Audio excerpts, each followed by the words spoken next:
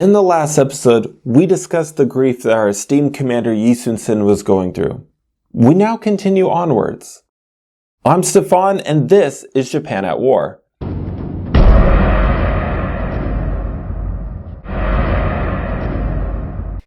In October of 1597, I would definitely understand why someone would say that this had been a rough month for the Japanese.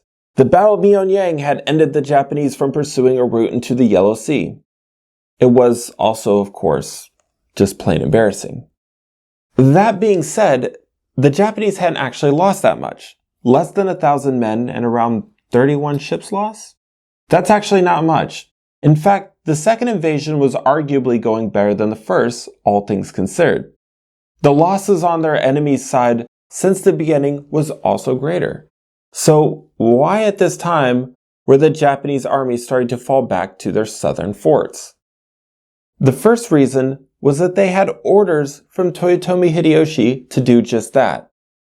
In fact, there's evidence that Hideyoshi never really intended to hold all of that land in the first place. Instead, the killings were just retribution. However, many of his generals wanted to take even more land. Two captured Japanese soldiers revealed under interrogation that both Kato Kiyomasa and Konishi Yukinaga intended to take the capital Seoul once again, but that the Taiko, Toyotomi Hideyoshi, strictly forbade it and told them to move south, killing all those in their path. Many of the generals debated disobeying this order, as they wanted something for all their efforts. However, in November, something would happen that made them all get back in line and follow their lord's orders. Reports were flooding into the different Japanese camps that the Ming were once again fully committed to protecting Korea, and by extension themselves. This would be the second reason, by the way, that they headed south. Any commander that didn't obey ran the risk of isolating themselves, which would make them easy pickings for the allied Ming Joseon armies. Especially since the reports that were coming in said that their armies numbered 100,000 men in strength. Now, there's actually a third reason that any seasoned viewer of history, particularly military history, will know: winter. For men to eat, they would have to have supplies delivered to the all-new territories, and foraging alone wouldn't do that. They had to leave.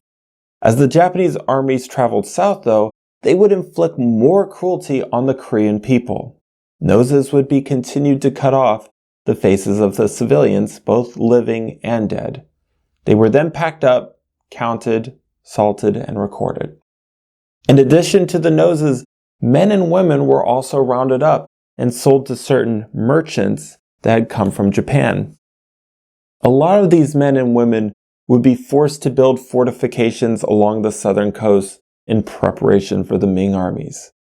Around 50,000 is estimated to have been shipped off to Japan itself. These people were usually put to work in fields as farmers or laborers. And surprisingly, many of these people were actually able to build a rather normal life with relative freedom, while others that had any artistic talent, such as pottery, would live typically within close proximity with the daimyo that owned them. Shimizu Yoshihiro would send around 17 pars to his Satsuma domain, for example. I'm actually considering doing a special episode on this subject, as pottery was actually a very significant art and resource, and post-war Korea saw a massive decline in this, while Japan saw a rise in the artistry and what they were able to produce at this point.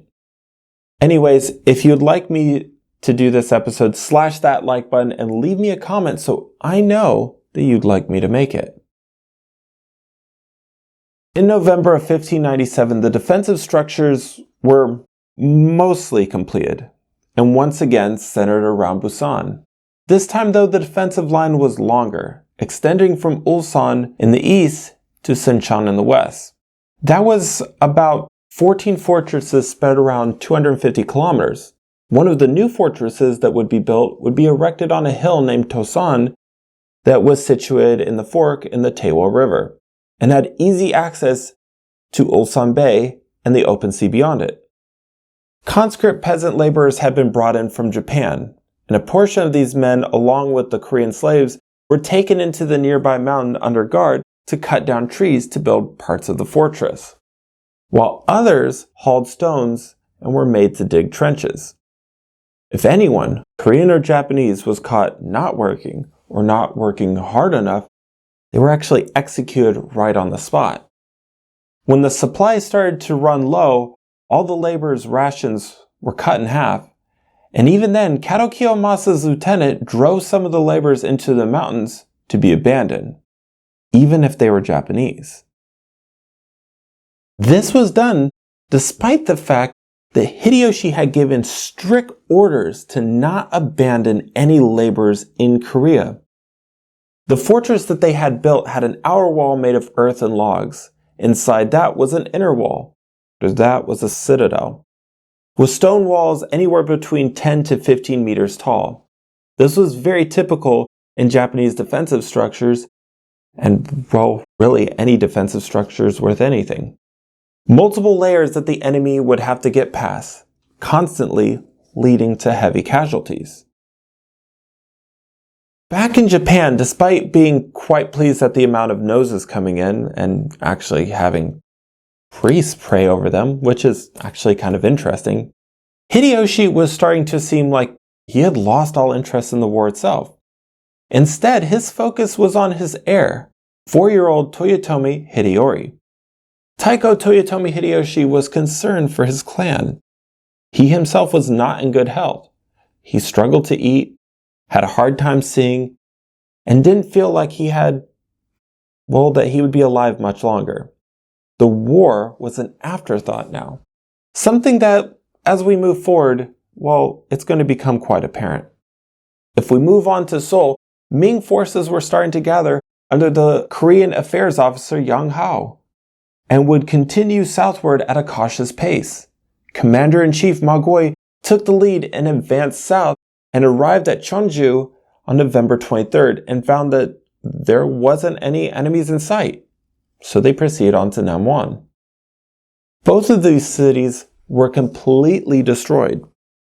Magoi would say in a report that dead bodies are stacked up as high as mountains, and not a single house is left standing. Namwon was where the commander-in-chief's advance would end. He was now near Japanese territory. Supplies and food were also scarce due to both the approaching winter, but also because the fields had actually been burnt by the Japanese as they retreated, denying them of resources. Magoi would command other small Ming units in the area to join his men, and then take his forces back north around 20 kilometers to set up camp at Cheonju, and then send a request for more supplies and men.